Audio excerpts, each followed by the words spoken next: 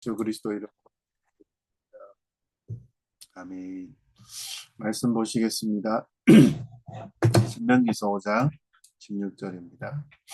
제가 읽겠습니다. 너는 내 하나님 여호와께서 명령한 대로 내 부모를 공경하라. 그리하면 내 하나님 여호와가 내게 준 땅에서 내 생명이 길고 복을 누리리라. 아멘. 5계명을 이야기하고 있습니다. 부모 공경이라는 것이 단순한 효도가 아니라 하나님 나라의 질서를 세우는 복음의 순종임을 배워가고 있습니다. 예수님께서도 십자가 위에서 어머니를 공경하심으로 그 사랑과 순종의 본을 보이셨습니다. 부모는요, 사랑으로 자녀를 양육해야 할 것이고, 자녀는 순종으로 그것에 응답하여야 합니다. 가정 안에 하나님의 나라의 질서가 복음의 사랑을 우리가 이 교회가 드러내야 할 것을 우리는 생각해 보았습니다. 5계명 하나님 나라의 질서가 이 가정 안에 세워진 복음의 원리였다는 것입니다. 부모 공경은 어떻습니까? 효도가 아니잖아요. 하나님이 세우신 권위에 대한 순종입니다. 그 순종을 통해서 세상 속에서 하나님의 통치의 질서가 드러나는 것을 우리는 압니다. 그 공경의 원리가 교회와 사회 속으로 확장되어져 나아가는 것이죠. 그것이 기독교인이 취해야 할 방향입니다.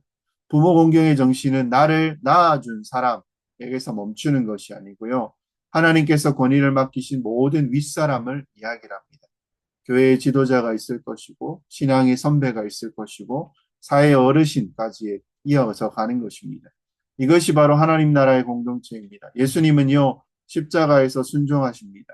하나님의 뜻을 완성하셨습니다. 그 십자가의 복음은요, 우리로 하여금 서로를 존중하며 섬기게 만들었다는 것입니다. 가정이 복음으로 세워질 때 교회가 세워질 것이고, 교회가 세워질 때 하나님 나라가 세워짐을 우리는 한다라는 것입니다. 교회가 서로 의지하며 하나님이 주신 진리로 자녀를 양육했으면 좋은 것을 우리는 말했고요. 그렇게 잘 양육을 해야 합니다. 이것이 전제가 된다면요.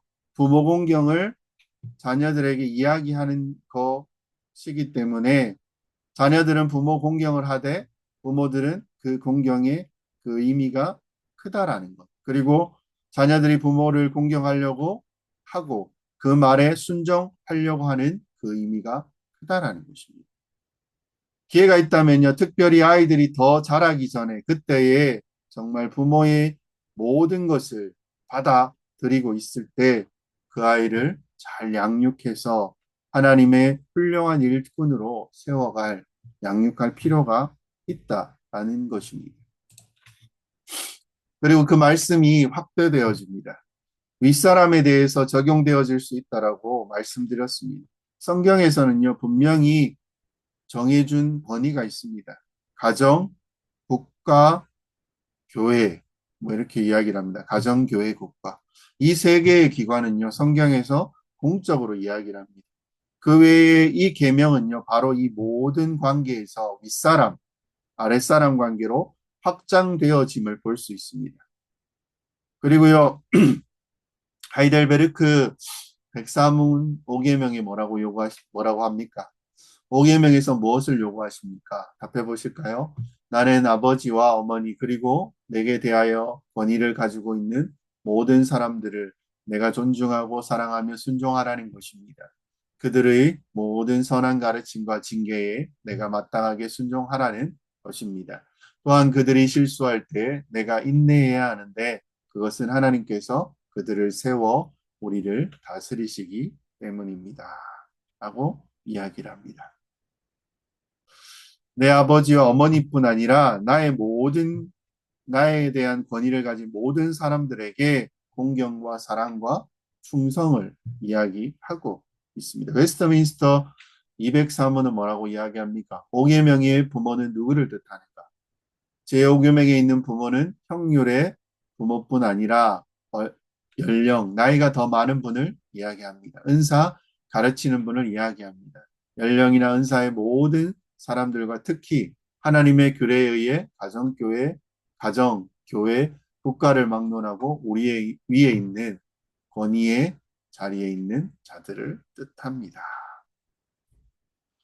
가정, 교회, 국가를 빼면요, 연령과 은사의 모든 윗사람 이렇게 되어 있습니다. 그래서요, 나이가 많은 분들에 대해 이것을 적용하고 그 다음에 은사를 좀 확장하면 사회관계에서 다 이야기를 할 수 있습니다. 또 교회 안에서는요, 나이가 어리더라도 신분의 신앙의 직분이나 또는 은사의 섬김의 믿음이 좋은 사람들을 잘 존중해야 되는 것까지 확대하고 있다라는 것입니다. 웨스터민스터 125문에는 뭐라고 이야기합니까? 왜 윗사람이 부모라고 불리는가? 윗사람이 부모라 불리는 이유는 그들에게 아랫사람들에게 대한 모든 의무를 하되 육신의 부모같이 각각 관계에 따라 사랑과 부드러움으로 행하도록 가르치기 위한 것이 뿐만 아니라 아랫사람들로 하여금 마치 자기 부모에게 하듯 자기 윗사람들에게 대한 의무를 더 즐겁고 유쾌하게 하기 위한 것이다 라고 이야기를 하고 있습니다. 이게요, 일반적인 범위는 아랫사람들 그리고 동등자들까지 확대되는 상호관계에 있어서 우리가 가지고 있는 의무를 이야기하고 있습니다. 그것을 말하고 있습니다. 그래서요, 5계명이 이런 식으로 확대되고 있는 것입니다. 근데 5계명이 우리의 생활 전반, 뭐 가정, 학교, 사회생활, 직장, 국가 안에서 시민으로서, 국민으로서 살아가는 거 이런 것까지 다 연결되어져서 여기에 대해서 지금 5계명은 무엇인가를 말하고 있다는 것을 우리가 알 수 있다는 것입니다. 뭐 우르시누스라는 사람이 있습니다. 이분은 1963년 하이델베르크를 작성하신 분 중에 한 분입니다. 이분은 1600년대까지 사신 분인데 하이델베르크가 지금 읽고 있는 것들, 교리문답을 작성하고 이게 거의 장로회뿐 아니라요. 많은 다른 교단까지 표준 문서로 받아들이게 만든 아주 신앙의 선배 중에 훌륭한 분이십니다. 근데요, 이분이 이것을 작성할 때 계명을 가지고 작성한 다음에 더 설명해 놓았습니다. 그분의 책에 써놓은 설명을 뭐라고 해놨냐면요. 그 계명의 목적은 5계명의 의도와 목적은요. 하나님께서 아랫사람들과 윗사람들 간의 상호 의무를 지정하신 시민 질서의 보존이다라고 합니다.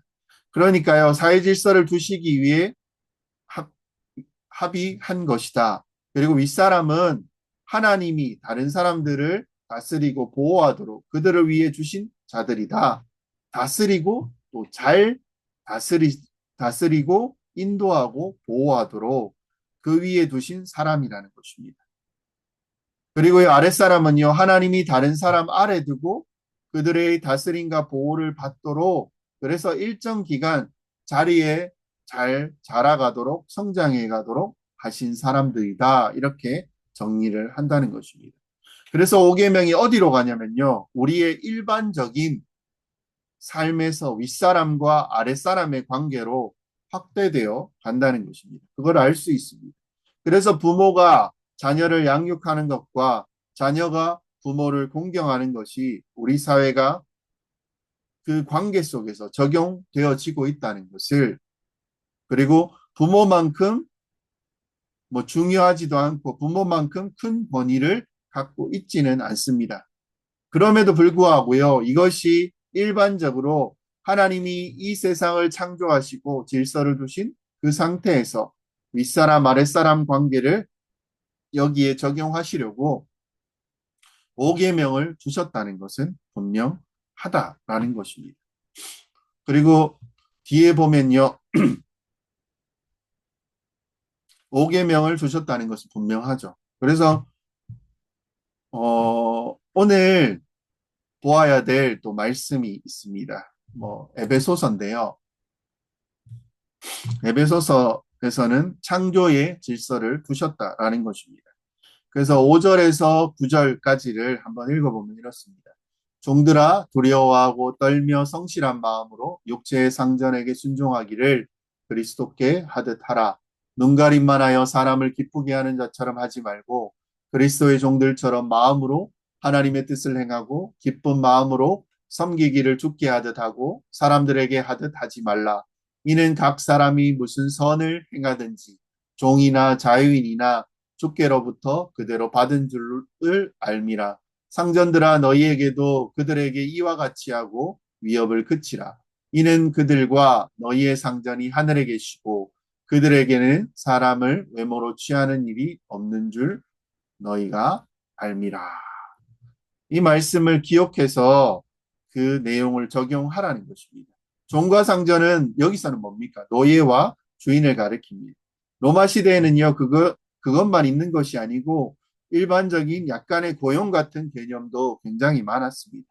그래서요, 5절부터 고용인과 고용주의 관계에 말하는 것이 더 어울립니다. 비록 당시의 용법으로 보면은요, 상전, 종 개념을 쓰지만 그런데 고용인과 고용주의 개념이 더 여기에는 드러납니다. 뭐라고 되어 있습니까? 종들아, 여러분 직장 다니는 분들 있잖아요. 알바라도 일터라도 한번 생각해 보시며 하면 좋을 것 같습니다. 그럴 때 밑에 이제 후배가 있고요. 두려워 떨며 성실한 마음으로 육체의 상전에게 순종하기를 누구에게요? 그리스도께 하듯 하라라고. 그들은요, 막 두려움에 떨고 있는 것은 아닙니다. 이것은 주님의 뜻이 무엇이냐? 주님의 뜻이 무엇이냐? 윗사람에게 진심으로 대하라, 순종하라는 것입니다.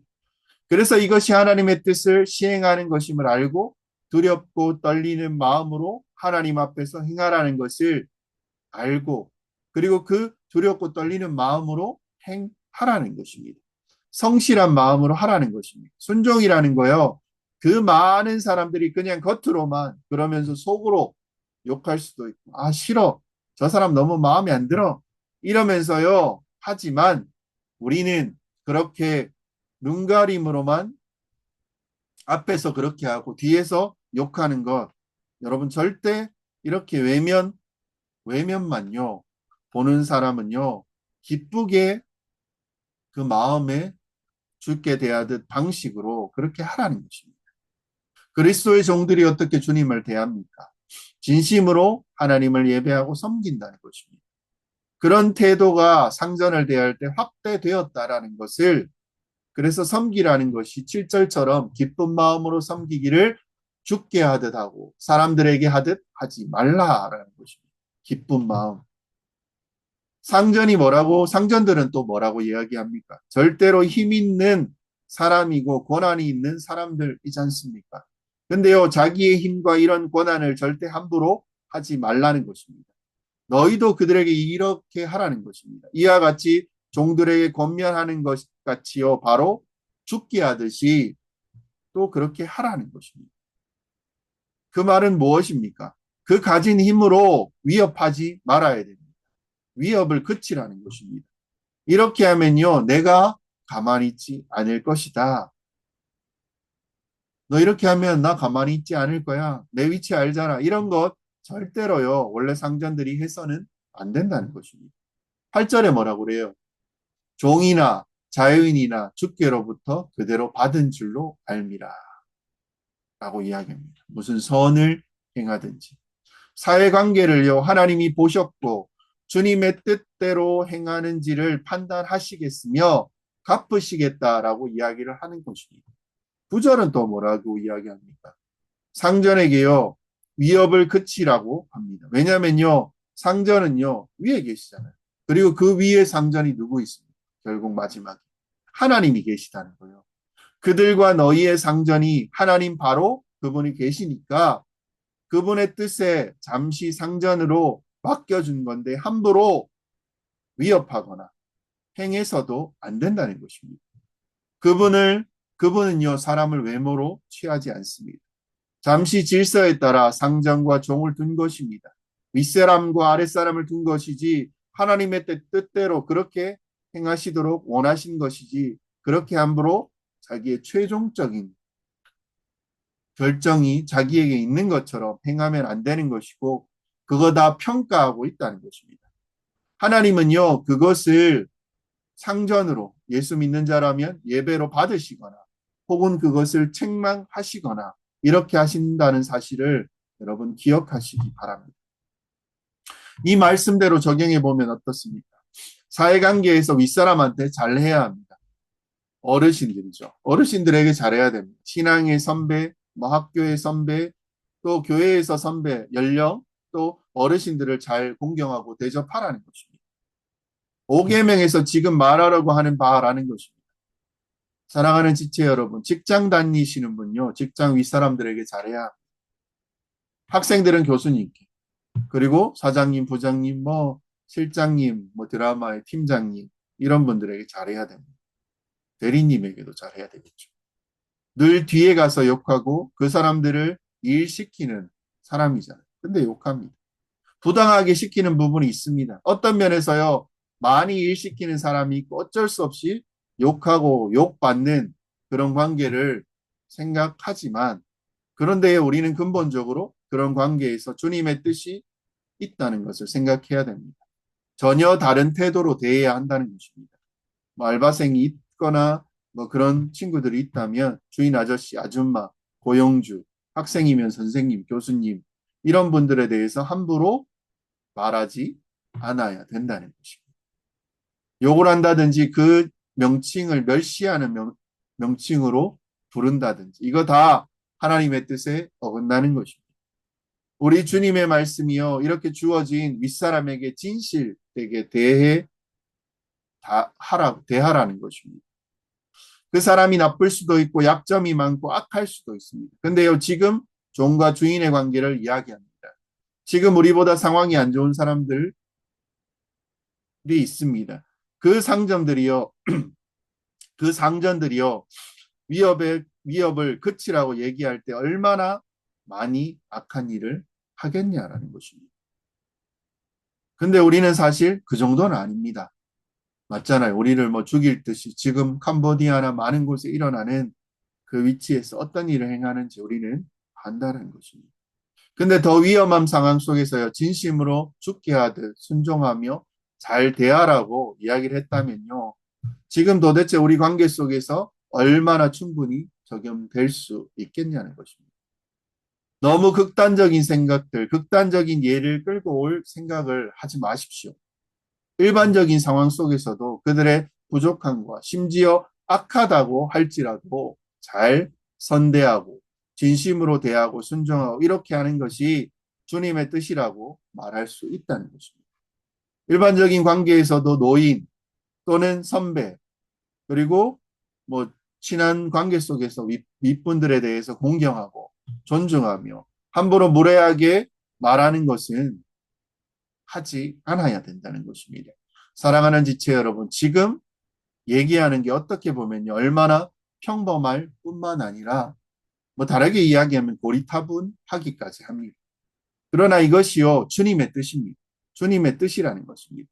어떤 데는 정말 내 인생을 시험하는 것처럼 윗사람을 아주 힘든 사람을 만날 때가 있습니다. 근데요, 근데 그 관계가 끊어지기 전까지 어떤 상황이 끊어지기까지는 진지하게 대하고 윗사람을 잘 존중하고 또 진심으로 대하고 함부로 대하지 않게 하시는 이 세상이 주신 하나님의 그 원리, 그 뜻을 존중하고 기억해서 이것이 하나님의 뜻임을 믿고 그 사람을 설사 힘들더라도 하나님이 보고 계신다라고 생각하고 진실되이 대하는 것이라는 것입니다. 설교하는데요, 할 말이 있습니다. 하고 나오시는 분도 예전에 계셨습니다. 그리고 너무 그것이 들었다는 것이 충격적입니다. 그렇게 얘기하는 분도 계실 수 있습니다. 자기가 사회생활이 자기가 지금까지 말한 게 자기 인생이 얼마나 중요하다는 것인지, 아침 일찍 출근하고 저녁에 퇴근하고 이것이 뭐 쌓여서 커리어가 쌓여서 지금 삶을 영위하는 것인데 자기는 사회생활을 잘 하는 게 이런 거라고 생각했다는 것입니다. 아랫사람들요, 함부로 자기를 함부로 대하지 못하도록 선을 끊거나 딱 그렇게까지만 이야기하고 좀 까불면요, 눌러버리는 말로 이야기하고 상처받는 말로 뱉어버리고 윗분들이 이렇게 자기에게 일을 더 많이 주려고 하면, 근데요, 부장님이 더 버시니까 더 일하셔야죠. 이렇게 이야기를 했다는 것입니다. 자기는 사회생활이 이렇게 하는 것이 잘한다고 들었고 그렇게 생각했는데 근데요. 이 본문을 보면서 말씀이 왜 이렇냐라고 물으셨습니다. 자기는 이제 알았는데 그리고 자기한테 자기 인생이 이렇게 중요한 말이 왜 이렇게 조금 나왔고 뭐 그거 앞에서 나와서 그렇게 심한 갈등을 부딪힌다라는 것을 토론 중에 했었던 적이 있습니다. 자기가 그것을 잘했다라고 생각하는 것입니다. 직장 생활 이렇게 하는 것이 남들도 그렇게 하니까 멋져 보이고 자기를 지키고 관계를 잘 해나가는 것처럼 자기는 보였다는 거죠. 근데 성경을 보니까요. 자기의 행동이 주님의 뜻에 어긋나는 행동이었다는 것입니다.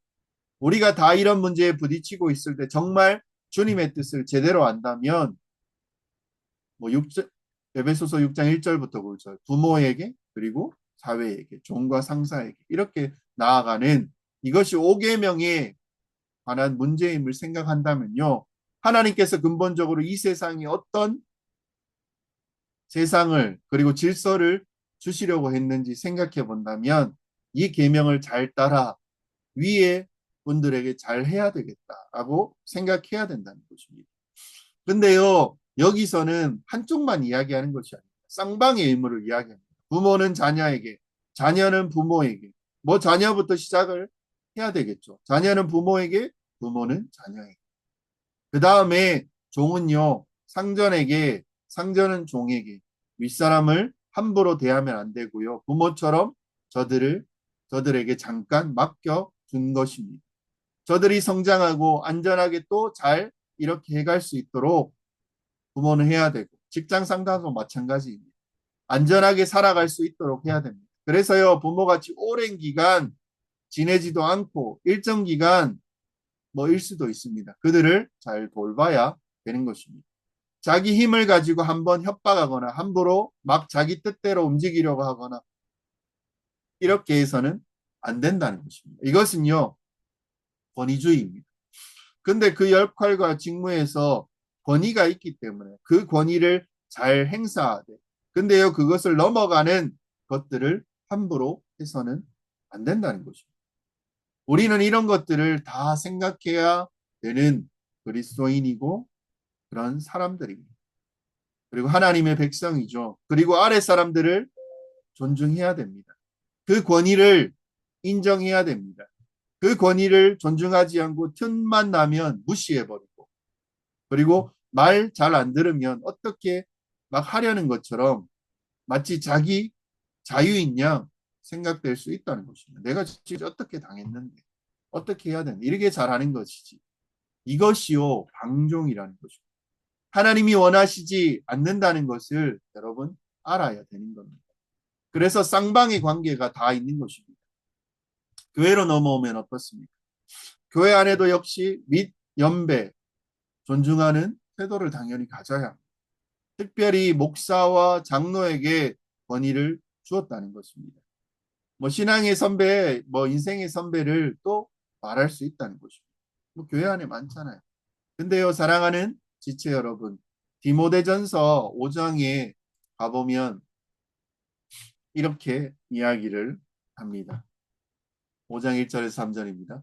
늙은이를 꾸짖지 말고 권하되 아버지에게 하듯 하며 젊은이에게 형제에게 하듯 하고 늙은 여자에게 어머니에게 하듯 하며 젊은 여자에게는 온전히 깨끗함으로 자매에게 하듯 하라. 상과부인 과부를 존대하라.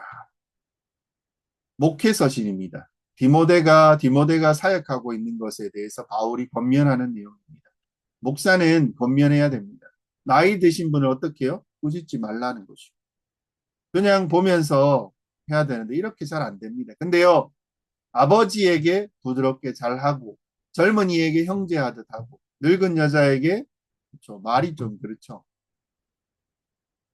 뭐 어머니께 하듯 하고 젊은 여자에게 깨끗함으로 자매에게 대하라라는 것입니다.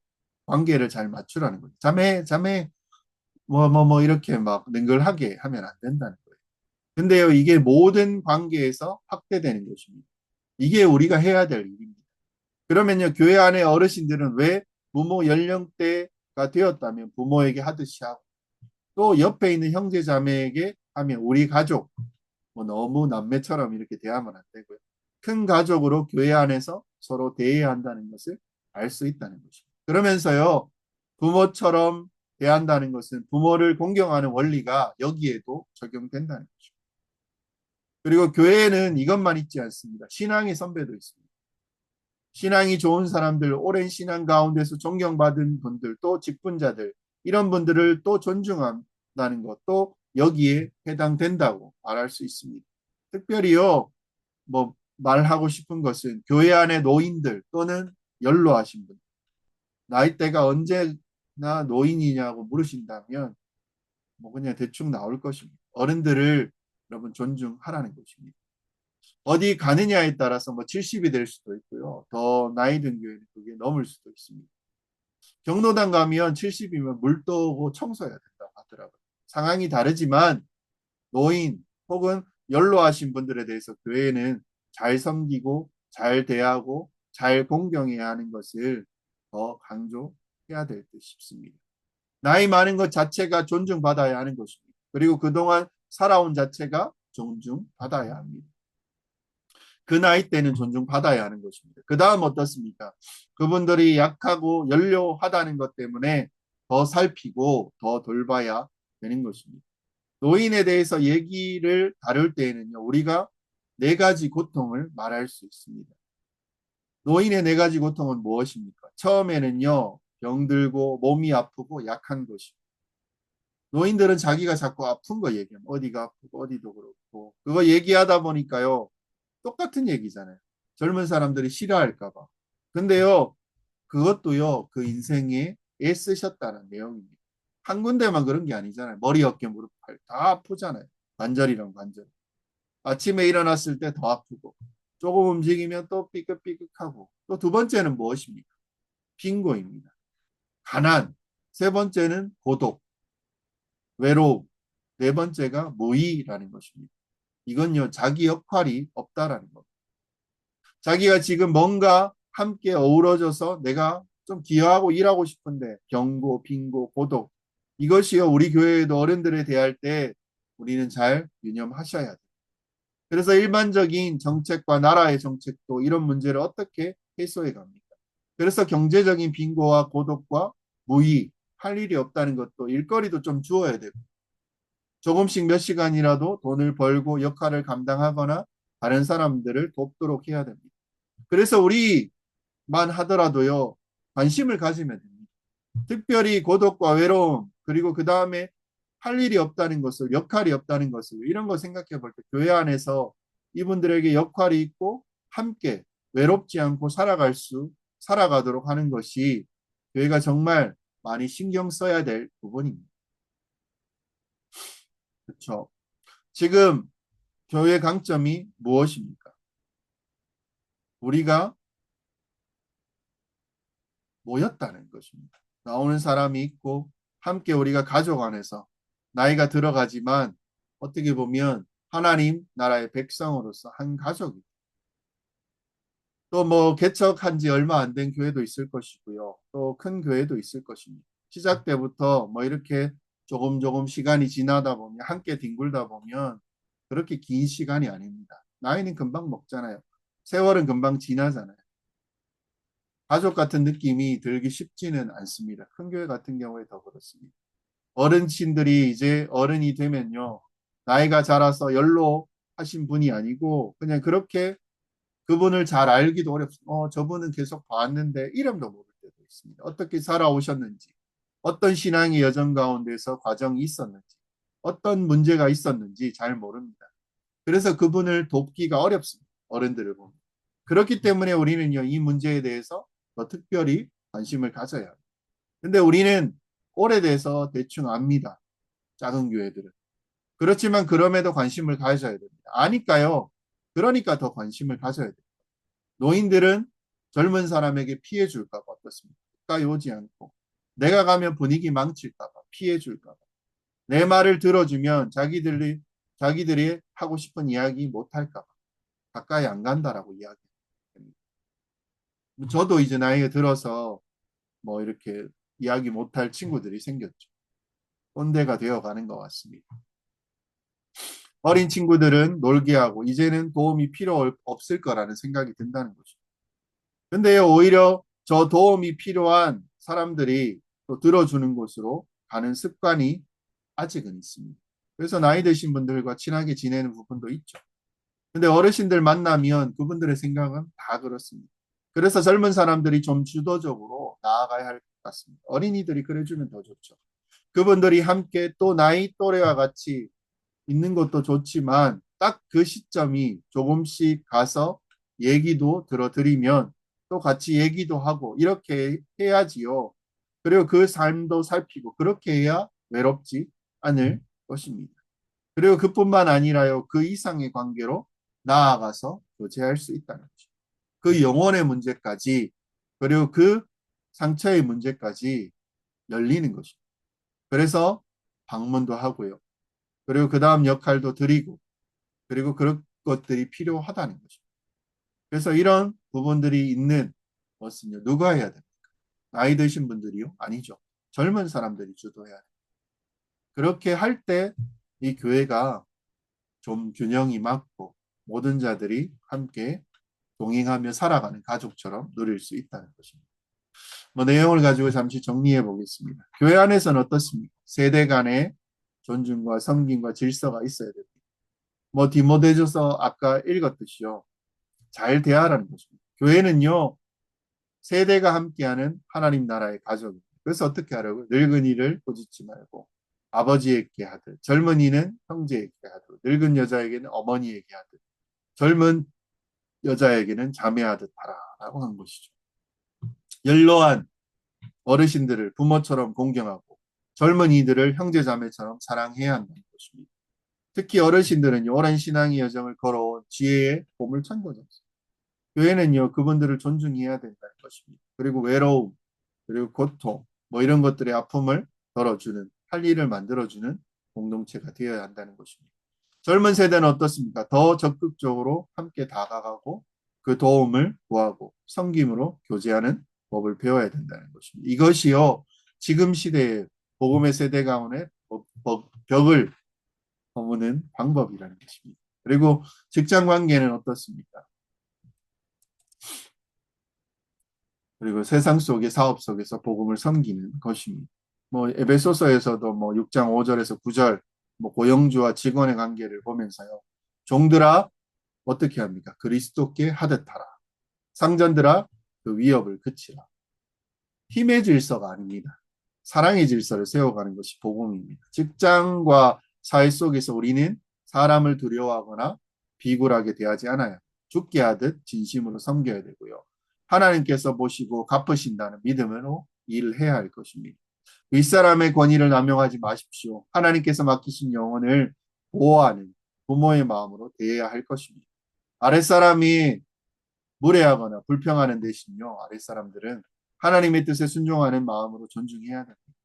이렇게 복음의 원리를 따라 살아가야 할 것이고요. 우리는 직장과 학교, 가정이 하나님 나라 예배의 장으로 변해야 한다는 것입니다. 우리는 어떻게 해야 됩니까? 서로 의지하는 가족이 되어야 합니다. 단순한 모임이 아니고 십자가 복음 아래 세워진 가족 공동체입니다. 교회의 세대 차이를 이해해야 될 것이고 신앙의 선배를 존경해야 될 것이고 약한 지체를 돌보아야 합니다. 특히 교회에 연로하신 분들의 뭐 아프고 가난하고 외롭고 할 일 없음 이런 어려움들이 있습니다. 젊은 세대가요 사랑으로 함께 울고 함께 살아주는 공동체가 되어야 됩니다. 그럴 때 세상은 교회를 보고 저곳이 하나님의 나라다. 나도 저곳에 가고 싶다라고 말할 것입니다. 마무리하겠습니다. 5계명은 부모 공경으로 시작합니다. 그 뿌리는 하나님께서 세우신 모든 권위와 질서를 존중하는 하나님 나라의 복음의 원리라는 것입니다. 예수님께서 십자가의 순종과 사랑으로 그 질서를 완성하셨습니다. 이제 교회는요, 복음 위에 섰습니다. 서야 됩니다. 세대와 그리고 관계, 직장과 사회 속에서 하나님 나라를 더 분명하게 드러내셔야 할 것입니다. 부모를 공경하는 마음으로 교회 어른들을 섬기시고 죽게 하듯 이 사회 일자리 속에서 서로 존중하고 세워 나아가십시오. 그렇게 살아가는 것이 우리 그리스도인들의 삶이고요. 하나님 나라를 증거하는 자의 모습임을 기억하시는 여러분 되시기를 주의 이름으로 축원드립니다. 기도 제목 몇 개 나누겠습니다. 부모 공경은 계명을 넘어서 교회와 사회 속에서 복음의 질서와 사랑을 실천하게 하여 주시옵소서. 교회 안에서 세대 간의 벽을 허물고 어르신들을 부모처럼 또 청년을 자녀처럼 섬기는 공동체가 되게 하여 달라고. 직장과 사회 속에서 죽게 하듯 진심으로 성실로 일하며 복음의 향기를 전하는 제자로 살게 하여 주시옵소서. 연로한 성도들의 병들고 어려움 그리고 교회가 함께 이것들을 짊어지고 그들의 삶을 존중하며 함께 울게 하여 달라고 이 시간 같이 기도하며 나아가